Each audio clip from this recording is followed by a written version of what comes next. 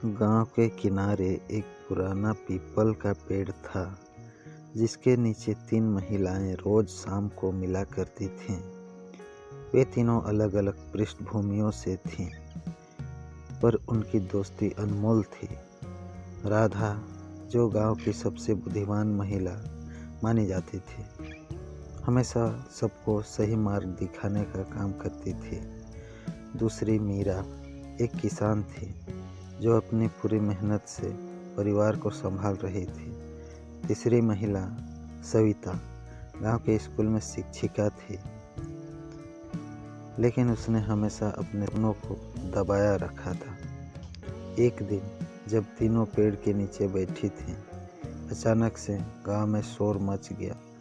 गांव के प्रधान ने घोषणा की कि एक बड़ा सरकारी अफसर गांव के दौरे पर आ रहा है और वह गांव की सबसे योग्य महिला को पुरस्कृत करेगा। तीनों महिलाओं ने एक दूसरे की ओर देखा और सबने एक दूसरे का योग्य माना।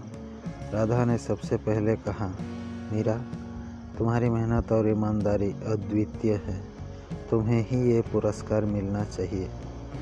मीरा ने मना करते हुए कहा, नहीं राधा, तुम तो सबसे समझदार हो, तुमने हमेशा गांव वालों की समस्या सुलझाई है।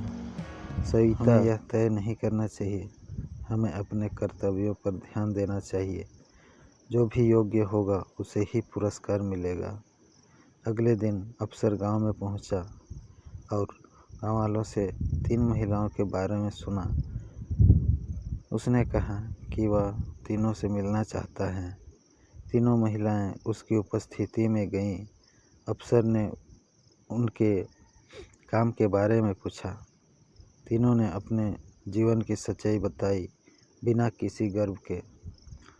अफसर ने कहा, मैंने सुना है कि तीनों महिलाएं अपने अपने क्षेत्रों में अद्वितीय हैं, पर मुझे एक बात समझ नहीं आ रही।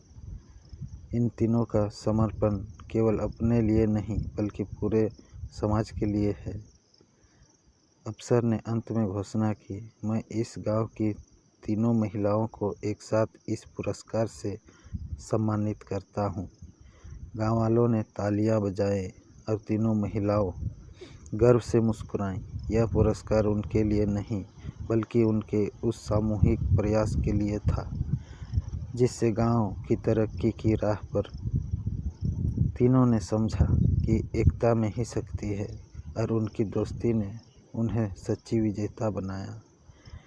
यह कहानी हमें यह सिखाती है कि व्यक्तिगत सफलता से अधिक महत्वपूर्ण होती है सामूहिक प्रयास और समाज के प्रति समर्पण है।